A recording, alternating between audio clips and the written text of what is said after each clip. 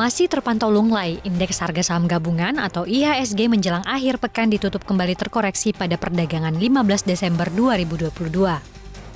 IHSG ditutup di level 6.751, melemah 0,73% setelah sepanjang hari bergerak di teritori negatif. 308 saham terjun ke zona merah, 215 saham menguat, dan 183 saham lainnya stagnan. Sejalan dengan IHSG, rupiah juga ditutup terdepresiasi. Di pasar spot, rupiah ditutup terkoreksi tipis 0,16%, berada di level 15.615 per dolar Amerika Serikat. Sementara, data dari JIS Bank Indonesia, rupiah berada di 15.630 per dolar AS. Pelemahan IHSG didukung oleh aksi jual investor asing atau net sell yang mencapai 14,6 triliun rupiah sejak akhir November hingga pertengahan Desember 2022.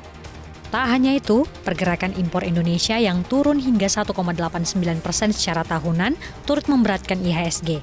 Penurunan impor tersebut mengindikasikan adanya penurunan permintaan, sehingga menurunkan kepercayaan investor terhadap prospek ekonomi suatu negara.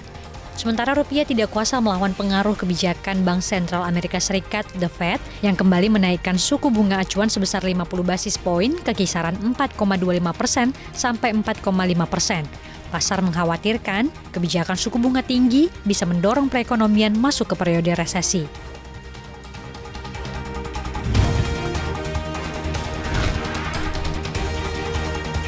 Utang luar negeri atau ULN Indonesia kembali turun. Berdasarkan laporan Bank Indonesia, periode Oktober 2022, ULN Indonesia tersisa 390,2 miliar dolar Amerika Serikat, lebih rendah dari bulan sebelumnya 395,2 miliar dolar AS. Penurunan ini karena posisi ULN pemerintah pada Oktober 2022 mencapai 179,7 miliar dolar AS, lebih rendah dibandingkan dengan bulan sebelumnya 182,3 miliar dolar AS. Sementara posisi ULN swasta pada Oktober 2022 sebesar 202,2 miliar dolar AS, menurun dibandingkan dengan posisi bulan sebelumnya 204,7 miliar dolar Amerika Serikat. Penurunan ULN pemerintah disebabkan oleh pergeseran penempatan dana investor non-residen pada surat berharga negara domestik, seiring dengan ketidakpastian di pasar keuangan global yang tinggi. Sementara dari sektor swasta, perkembangan tersebut disebabkan oleh pembayaran neto pinjaman dan surat utang, sehingga ULN lembaga keuangan dan perusahaan bukan lembaga keuangan mengalami kontraksi. Kepala Departemen Komunikasi Bank Indonesia Erwin Haryono mengatakan, ULN Indonesia pada Oktober 2022 tetap terkendali, tercermin dari rasio ULN Indonesia terhadap PDB yang tetap terjaga di kisaran 29,6%.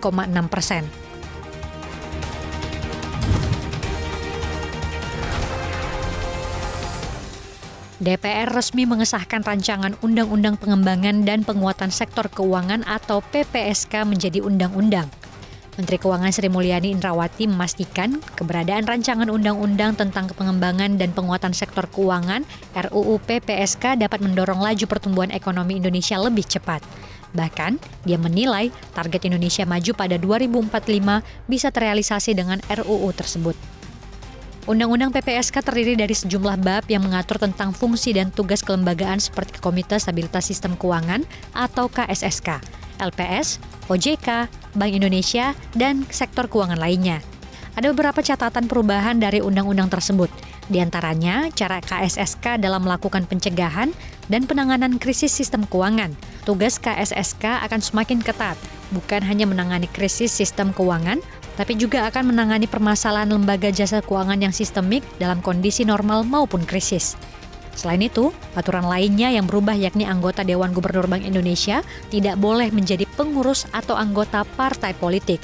Tak hanya itu, undang-undang yang baru diketok itu juga mengatur polis asuransi yang akan dijamin oleh lembaga penjamin simpanan, pasar kripto yang diatur oleh OJK, hingga bank emas.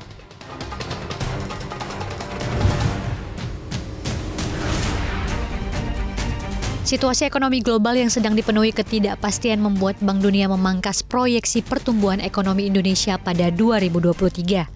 Pertumbuhan ekonomi tanah air tahun depan direvisi ke bawah dari 5,1% menjadi 4,8%.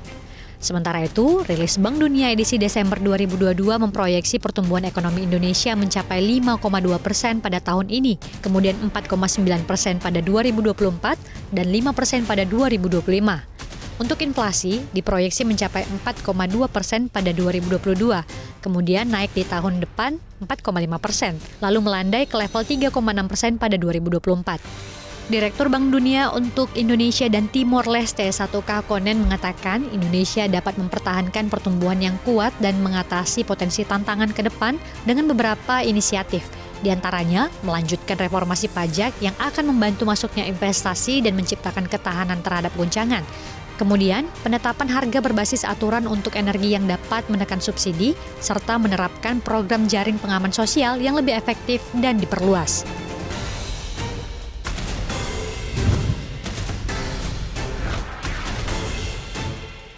Bank Sentral Amerika Serikat, The Federal Reserve, kembali menaikkan suku bunga acuannya 50 basis poin dan kini masuk menjadi level tertinggi dalam 15 tahun. The Fed setuju menaikkan suku bunga utama bank menjadi 4,25% hingga 4,5%. Keputusan The Fed tersebut sesuai dengan prediksi pasar sebelumnya usai memantau tren penurunan inflasi di Amerika Serikat. Meski persentase kenaikan bunga acuan The Fed kali ini lebih kecil dari sebelumnya, tetapi The Fed mengakui akan kembali menaikkan bunga acuannya ke depan, setidaknya hingga 2024 untuk meredam inflasi yang mendidih ke level 2%. The Fed memperkirakan akan menaikkan suku bunga acuan mencapai 5,1% di tahun depan. Sedangkan di tahun 2024, suku bunga ditargetkan bisa kembali turun ke level 4,1% dan 3,1% pada 2025. The Fed juga merevisi naik pertumbuhan ekonomi AS tahun ini dari 0,2% menjadi 0,5%. Sedangkan pada tahun depan, ekonomi negeri Payment Sam diproyeksi hanya tumbuh 0,5%.